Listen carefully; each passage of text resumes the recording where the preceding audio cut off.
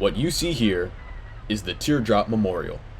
Located in New Jersey on the peninsula at Bayonne Harbor, previously named the Military Ocean Terminal at Bayonne, this bronze-sheathed monument stands at 100 feet tall, featuring a 40-foot nickel-plated steel teardrop and collectively weighs in at 175 tons. Below the statue are 9 separate pathways that converge at the 11-sided base of the memorial. So, why does this giant teardrop exist? And what is it doing in Bayonne, New Jersey, of all places?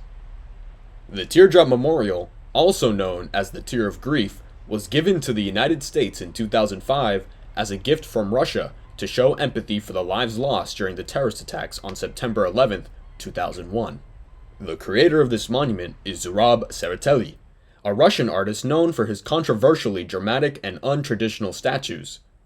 His controversy leads to many of his artworks being turned down by its recipients. After witnessing the grief that the people of Russia had expressed for America after the 9/11 attack, Zurab was inspired to create something to express this collective sorrow. A teardrop. Originally, the teardrop was to be placed in Jersey City, New Jersey, which was home to many victims of 9/11 and overlooks Ground Zero. However, once the design for the statue was released and people learned that Zurab was the creator, there was a huge outlash from both media and the residents of Jersey City. Articles from the Hudson Reporter and New York Times both spoke out about this monument. The New Yorker claimed that the teardrop looked like a giant tea biscuit, and one resident even claimed that the teardrop reminded them of female anatomy.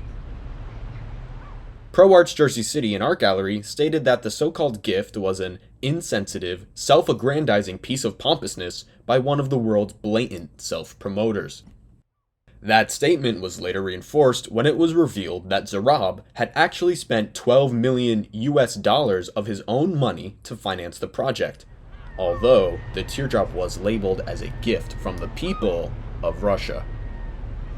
However, the mayor of Jersey City at the time, Mayor Glenn Cunningham, was in full support of the monument being placed in his city.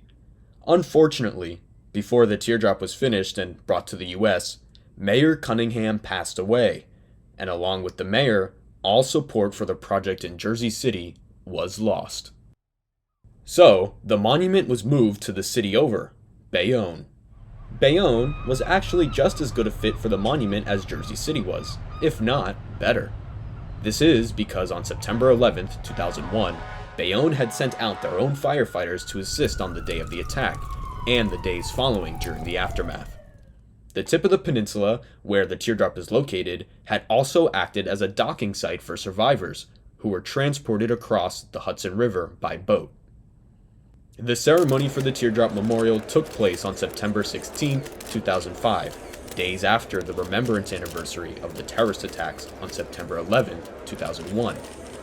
Although it is believed that his involvement and the involvement of the Russian government in the project was little to none, mostly due to the fact that Zurab financed a large portion himself, newly elected Russian President Vladimir Putin attended the memorial in Bayonne and gave a speech.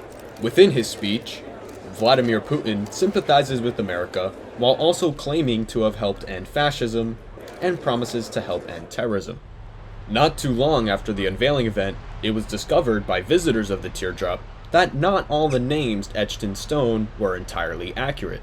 The New York Times reported that the memorial includes 43 names that were removed by the medical examiner's office in October 2003 and January 2004, because the city could not confirm their deaths or, in some cases, their existence.